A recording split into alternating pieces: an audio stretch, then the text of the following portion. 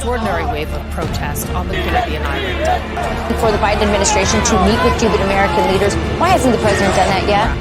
The most noble people in the history of humanity. Freedom is not just an American value. It is a global value that everyone should have the right to be free. We had so much content on our great Cuba Libre rally that we want to bring more to you. Welcome to CPAC Now, America Uncanceled, another very special version right here on the grounds of the United States Capitol, where we were able to host with CPAC the very first rally at the Capitol since 1/6. Yeah, I mean, we have the right to peacefully assemble. That is such a wonderful thing we have here in the United States, something that many countries do not have. The right to come together, the right to freedom of speech. And so I want y'all to listen to these speakers, and I got to tell you, it's just inspirational to listen to their stories as well as we fight for freedom, not only in the United States, but across the globe. Good afternoon, American patriots. Let me first thank each and every one of you. At a time when the White House decides that the issue afflicting the Cuban people who are demanding freedom, what does he do? He gets together a group to talk about remittances. Remittances. Well, let's be very clear. And don't take my word for it, Mr. President. Listen to the Cuban people in the streets. They're not saying we need aspirin. They're not saying we need remittances. They are saying we need freedom. Libertad. Libertad. And I want to be very brief because you have a lot of folks here that you're going to listen to. But I have a message to what then Jeane Kirkpatrick called the Blame America First crowd. You've heard them. You've heard the apologists of the regime blame the United States of America for the repression. You've heard the apologists for the regime say that the answer to the Cuban people is doing business with the regime, i.e. lift the sanctions unilaterally. One message. It's not the sanctions that's murdering Cubans on the street. It's not the sanctions that's bludgeoning them in their homes. It's not the sanctions, and it's not the United States of America that has deprived them of their freedom for 62 years. It is an illegitimate, murderous, terrorist regime. And the message to all of those apologists of the regime that think that that communist, socialist country is the panacea. Listen to the Cuban people. They're not carrying British flags in their demonstrations. They're not carrying Swedish flags in their demonstrations. They're carrying the American flag along with the Cuban flag, because America is and will always stand for freedom. And let's make no mistake about it, they call themselves a socialist panacea. The regime in Cuba. Call it socialism, call it communism. It will fall because of the heroism of the Cuban people. It will fall because the American people understand freedom. It will fall despite a president who is totally asleep and clueless. And so, to CPAC, to all of you, mantengan la presión. El cubano lo está sacrificando todo y tiene que saber que no están solos, que el pueblo de los Estados Unidos está con ellos. Y a pesar de los que quieren ayudar al régimen, el mundo pronto va a ver la realidad que existe en esa isla. El socialismo y el comunismo va a ser derrotado de una vez y por todas. Y cuando Cuba sea libre, que lo va a hacer, lo va a seguir Venezuela y Nicaragua. Gracias. Mantenemos la presión.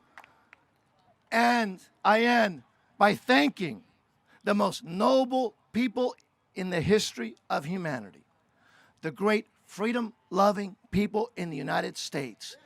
Us, for one, are not apologetic about the greatness of the United States. We will never apologize for the greatness of the United States and for the freedoms that so many take for granted. Thank you. God bless the United States. Y Cuba va a ser libre por los esfuerzos de todos ustedes y el valiente pueblo cubano. Muchísimas gracias. God bless you all. Thank you. I am a Cuban American. I was born in Cuba, but I live in Miami. I've been living in Miami for 30 years. I'm here today because this is a transcendental moment for Cuba. For the first time in decades, the Cuban youth took to the streets to ask for freedom in Cuba, and we, the Cuban Americans that live on this side of the Straits of Florida, want to support them in their cause. It's very important to bring the Cuba's freedom message to the American public opinion. And to me, this event that somehow closes the weekend of many Cubans here in Washington represents an instrumental moment in that object of bringing the Cubans' freedom fight to the American public opinion. The internet is what opens up the ways of communicating between the Cuban people and the rest of the world. And for Cubans to have internet, it means that the world knows exactly what's happening inside the island. And it's very easy for a regime to shut down the internet and not allow Cubans to have that kind of communication, because that's the way they have to repress people, to oppress the youth, to kill the young people that are losing their lives in Havana streets and in other provinces in Cuba. And that's why we need to bring the internet to the Cuban people. And I call on the Joe Biden administration to make everything possible so that the US can bring the internet to Cuba using the existing technology. This is a moment in history that we simply cannot let pass. 2 weeks ago, the great people of Cuba took to the streets to fight for their God-given right to liberty. They have been stuck under the yoke of communism for 60 years, holding back their freedoms, their opportunity, their prosperity. The very first thing that people do when they take to the streets right now, they take out their smartphone. They take pictures. They take videos. They let the world see exactly what is going on inside that brutal dictatorship. And what's the very first thing that brutal dictators around the world do as soon as people start to see what's taking place inside their regime? They shut down connectivity. They block access to the internet, because the thing that they hate the most is the spotlight of the world seeing what they're doing. Because that attention, that spotlight, will change the arc of history in any brutal regime. They're all going to end eventually. People are going to be free eventually.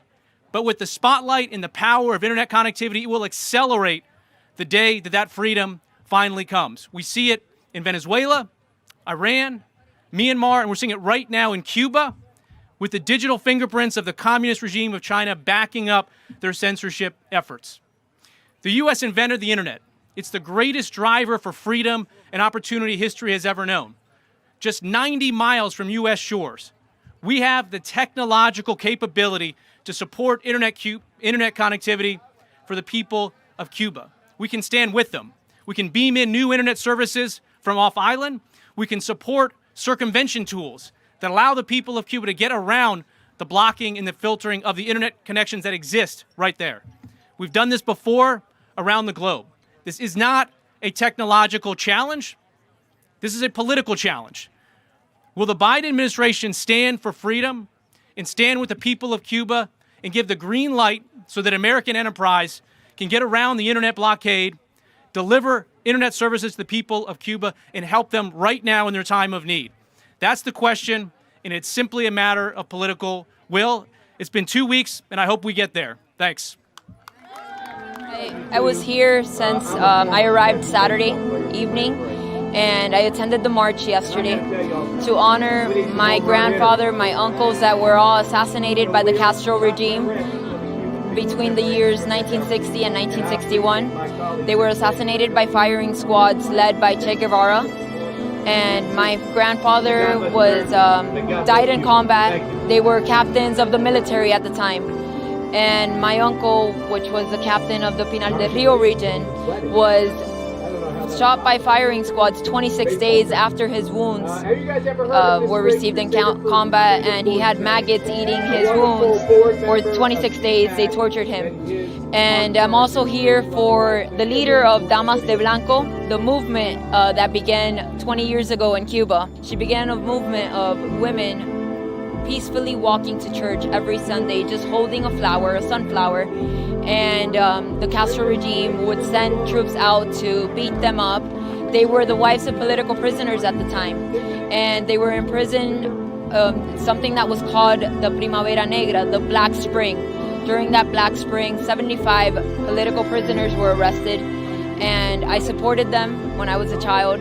I would like for the Biden administration, the president and the vice president, to put more pressure on the dictatorship. We do not need them to receive remittances from the U.S. We do not need the Cuban people. They're not asking for COVID vaccines. They're not asking for food. Many of my family members in Cuba just want freedom. They can find their own means to survive if they have freedom. But without freedom, they can't continue depending on a socialist government to give them something which the government can't provide for them. How's everyone doing?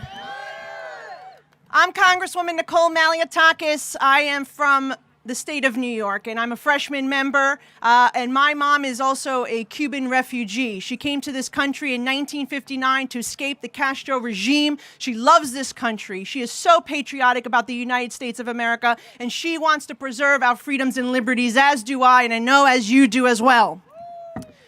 I will say that it's important for all Americans to care about what's going on in Cuba. Because what's happening in Cuba is something that is spreading throughout Western Hemisphere. And that is socialism and communism. And even here in the United States, we see individuals who want to move us towards socialism and communism, and we cannot never allow them to take our freedoms, our liberties, or control. I'm from New York City. I'm telling you firsthand. When we had protests in the streets last summer, I saw the communist hammer and sickle spray painted on our government buildings, and there is this Marxist movement. So what's happening in Cuba is directly related to the people who are freedom-loving Americans here in the United States. And as Carlos said, it's gone to Venezuela, Nicaragua, Bolivia. Venezuela, the richest country in South America, destroyed and propped by the Castro regime. And who is siding with the communist dictators? Our adversaries, okay? North Korea, Iran, China, Russia. That's who's propping up the regime in communist Cuba and allowing people to continue to lose their human rights, being beaten and jailed, killed if they just speak out against their government because they want freedom. They want what we have here in the United States of America. So my question for President Biden is, are you with the dictators of Cuba, Venezuela, Iran, North Korea, China? Or are you with the American people who want freedom and the Cuban people who are dying for freedom literally as we speak? Thank you and God bless America. Viva Cuba Libre, estamos contigo. Espero que van a tener libertad muy pronto. I am here today because I have the blessing to be able to assemble and have that freedom of speech, and so I am here to support the cause of freedom for the people of Cuba. Both of my parents are Cuban. My 4 grandparents are all Cuban and came here seeking freedom in the 1960s. I was born in Cuba at the age of 8, came to America on a raft with my mother and 43 other people. And what we're here is we're with the Cuban Freedom March. We organized the march that went down from the White House all the way Pennsylvania Avenue to the Cuban Embassy yesterday and back. There was supposedly an estimated 10 to 12,000 people in the march yesterday. So what we want, first of all, is real statements like with force and solidarity. We want real sanctioning of those officials that were actually already sanctioned. They mentioned sanctions, but these officials were already sanctioned.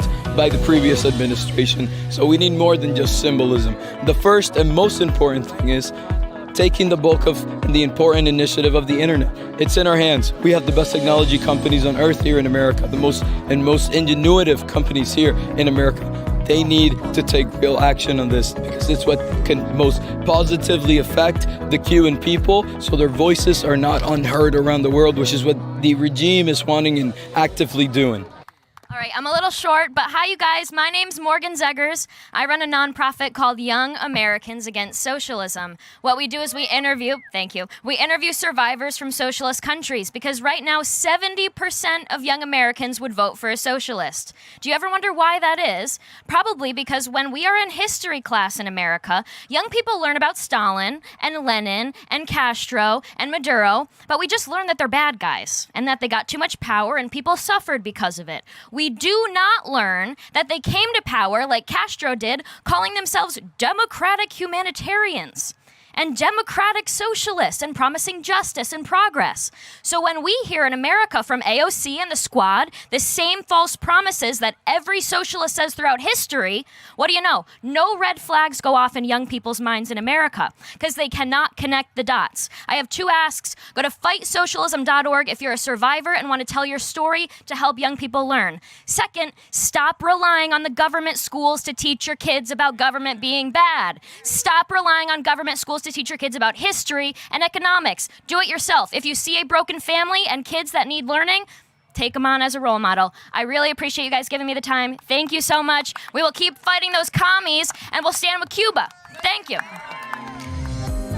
I think it's important to support my brothers and sisters in Cuba. They've been under very, very hard and painful repression for the last 62 years, but for the last, I would say, 3 weeks, they've been on the street. The repression has been really hard on them.